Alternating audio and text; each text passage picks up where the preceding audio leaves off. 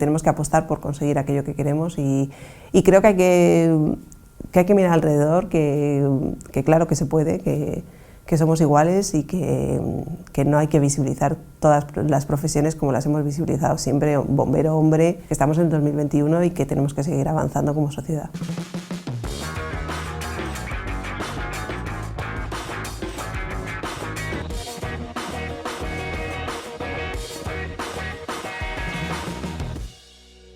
Yo me licencié en químicas y la verdad es que la carrera me gustó mucho, pero la entrada en el mundo laboral me parecía como una incertidumbre brutal de cómo iba a ser mi día a día, cómo iba a ser el trabajo, si me gustaría, si no.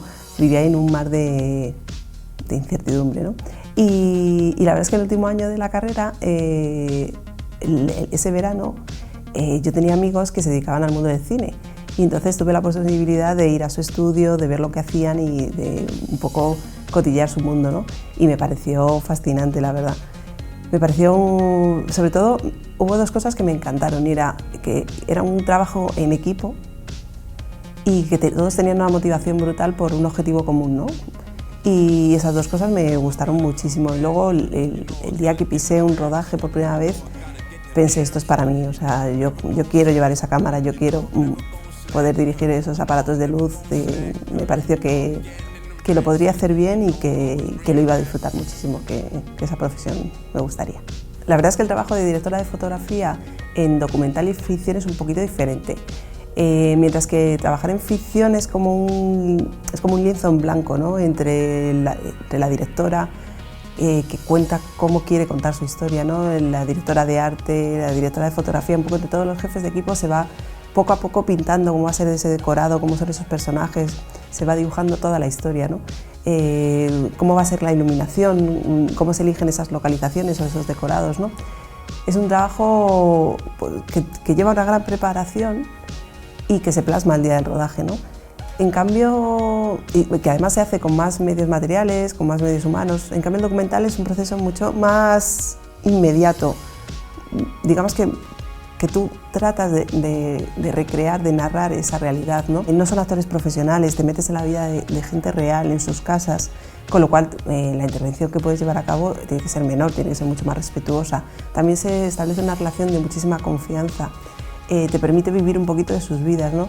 Y a la hora de trabajar, evidentemente el despliegue de medios materiales tiene que ser mucho más contenido, ¿no? Se trabaja muchísimo con luz natural, con luz rebotada, y intentando sacar lo mejor de cada momento, ¿no? La verdad es que combinar la labor de productora y de directora de fotografía, que no suele ser muy habitual en este país, ¿no? Y a mí me parece una mezcla maravillosa. O sea, ser productora te permite, eres la primera persona que tiene contacto con ese guión, con esa idea original, que va viendo cómo poco a poco se va forjando ese guión, cómo se van haciendo esos cambios, cuál es esa visión de la directora, ¿no? Y si además tienes la suerte de ser la persona que lo plasma en rodaje, ¿no? Con la cámara, con la luz, pues a mí me parece maravilloso porque has vivido todo ese proceso creativo, lo has vivido a tope, lo has visto crecer, lo has visto desarrollarse, ¿no? Tienes la película en la cabeza tal y como la ve la directora, ¿no? Tenéis el mismo objetivo, la misma historia que contar y solo queda disfrutar el día de rodaje y hacerlo realidad, ¿no? Levantar la financiación de la primera película de una directora, de un director, siempre es muy complicado, ¿no? En el caso de Carmen y Lola, que era la primera película de Arantxa Echevarría, ella había llevado a cabo, yo había producido todos sus cortometrajes. Tuvimos la suerte de que el guión ganó la mención especial del premio Julio Alejandro, lo cual le dio cierta visibilidad. Eso, por ejemplo, nos permitió conseguir distribuidora, Aníbal Maroto, de Super 8 y bueno, poquito a poco fuimos consiguiendo pequeños hitos, ¿no? Fue un camino bastante largo y bastante laborioso. Conseguimos que Orange financiara parte de la película y a raíz de ahí ya teníamos la financiación previa que requiere el Ministerio de Cultura. El Ministerio de Cultura valoró muy bien el proyecto y así con recursos propios conseguimos levantar la película, pero por ejemplo no conseguimos que entrara a ninguna televisión, ¿no? El hecho de que era una película muy de autor, con actores no profesionales, lo cual hace que bueno, se considera cine menos comercial y las grandes cadenas de televisión pues son mucho más reacias a entrar cuando no hay caras conocidas, ¿no?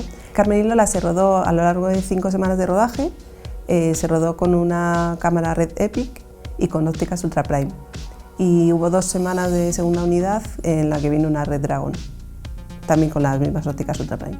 Me gustaría que fuera un proyecto muy ambicioso, no solo a cuestión de cámara y de ópticas, sino de que fuera una ficción o que fuera de época, que fuera una película que realmente contase algo, o sea, que el dinero no fuera necesario en esa producción, ¿no? O sea, yo creo que al final es qué quieres contar y cuánto dinero se necesita para eso, ¿no? Y bueno, a nivel de cámaras, pues Panavision y unas anamórficas, por ejemplo, o yo qué sé, 70 milímetros, algo así, ¿no? Y sobre todo varios camiones de luces, o sea, yo siempre que voy a Nueva York y veo los camiones de luces que llevan todas las producciones, me da la envidia brutal. En España estamos un poquito más limitados a nivel de material, por cuestiones de presupuesto, no por otra cosa. La verdad es que del trabajo de directora de fotografía me gusta todo, pero lo que más me gusta es el momento del rodaje. Digamos que hasta ahí has hablado con la directora, te has embebido de la película, de lo que se quiere contar, de cómo queremos contarlo. Ha habido muchísimas reuniones con la directora de arte, con vestuario, con maquillaje. Son todos procesos preparativos para plasmar el día de rodaje eso que quieres contar, ¿no? En cambio, el día de rodaje es como el día de... como si fuera el estreno, ¿no? De una comunión o de una boda o algo así, ¿no? O sea, es el momento en el que los actores te regalan su interpretación, en el que con la cámara sacas lo mejor de esa secuencia y que con la luz transformas la secuencia y te la llevas a lo que tú quieres contar, ¿no? Y bueno, pues, el rodaje tiene una magia brutal, es el aquí y el ahora y lo que haces ese día es lo que queda, ¿no?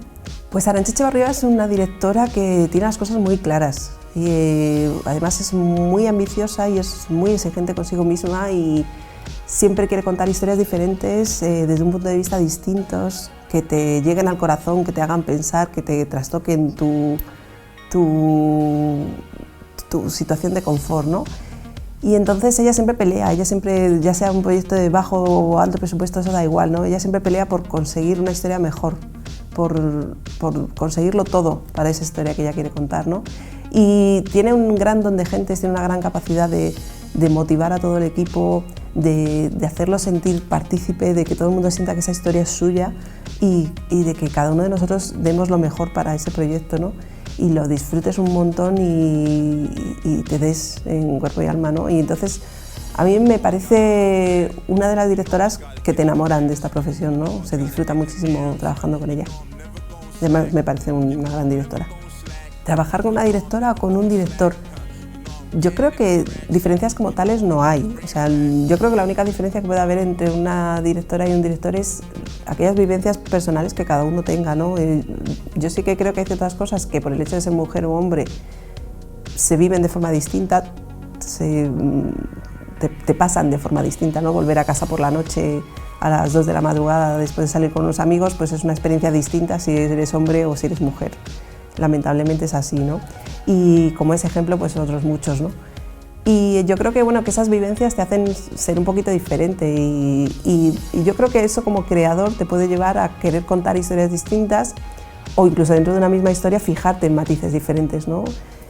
Y más allá de eso, bueno, pues yo creo que trabajar con un director o con una directora pues es lo mismo, es exactamente igual, lo único que varía es que nunca se trabaja igual con ningún director ni que con otro, o sea, son personas distintas y cada persona es un mundo, entonces... Bueno, yo creo que en España todavía queda mucho recorrido por hacer, ¿no? Tenemos muchos sesgos inconscientes todavía, ¿no? La dirección de fotografía en general en mente se tiene siempre a un hombre, ¿no? Y yo creo que tanto productores como productoras les cuesta, la primera opción que les pasa por la cabeza no es una mujer. Yo creo que como es un sesgo de otros tantos que tenemos culturales y educacionales y que lo tenemos tanto hombres como mujeres, ¿no? Y que tenemos que intentar romperlo. Las mujeres estamos igual de capacitadas para hacer películas de bajo presupuesto o de alto presupuesto, ¿no? O sea, no varía nada, hay más medios y con lo cual probablemente es hasta más fácil cuanto más presupuesto, ¿no? Mayor responsabilidad, bueno, responsabilidad final es la misma, ¿no? Porque al final lo que plasmas es una película que es lo que queda en la pantalla, ¿no? Y bueno, en este caso yo acabo de rodar La familia perfecta, dirigida por Arantxa Etxebarria, protagonizada por Belén Rueda, José Coronado, Gonzalo de Castro, Gonzalo Ramos, Carolina Yuste, ¿no? Y para Antena 3, y bueno, pues ha sido un proceso estupendo, yo creo que todo el mundo ha quedado muy contento y es una película estupenda, ¿no? Que narra la historia de una mujer, ¿no? Una mujer que de unos 50 que se ha moldado a lo que un poco la vida esperaba de ella, ¿no? Y que al conocer a su nuera, que procede de otra clase social, ¿no? Pues un poco su realidad se trastoca, ¿no?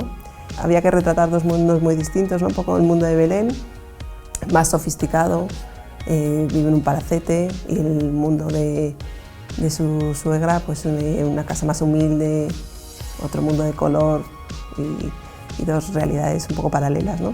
El presupuesto de La familia perfecta han sido 3,5 millones de euros y bueno, pues ha permitido contar la historia tal y como la directora la imaginaba en su cabeza, ¿no? Y tal y como decía el guión, ¿no? Y al final las películas no son mejores ni peores por tener más o menos presupuesto, ¿no? Al final el presupuesto simplemente es algo que se necesita para llevar a cabo el plasmar esa historia que esa directora o ese director tiene en la cabeza, ¿no? Y no, las películas pues eso, no son mejores ni peores por ser de alto o de bajo presupuesto, sino es cuánto dinero se necesita para contar esta historia y para contarla con todos esos matices que se requieren, ¿no? Con todos esos matices que se quieren contar sin tener que digamos, quitarlos simplemente por una cuestión de no tener presupuesto, ¿no? Yo creo que en la industria del cine y en concreto en la dirección de fotografía cada vez hay más referentes, ¿no? Cada vez va a haber más mujeres en las que esas niñas que estudian se puedan fijar, ¿no? Y que digan, pues la dirección de fotografía es algo que a mí me gustaría, ¿no? Yo también puedo, yo también quiero. A ver, en la industria cinematográfica y en concreto la dirección de fotografía hasta ahora ha habido muy pocos referentes de mujer, ¿no? Yo creo que poco a poco somos más mujeres las que estamos ocupando esa posición, ¿no? Y eso hará que las niñas que están estudiando se fijen y piensen que ellas también pueden llegar a ese puesto, ¿por qué no, no? Y yo creo que eso facilitará la igualdad, facilitará que al final que todos tengamos las mismas posibilidades, ¿no? Y que todos podamos conseguir aquello para lo que luchemos y para lo que trabajemos, ¿no?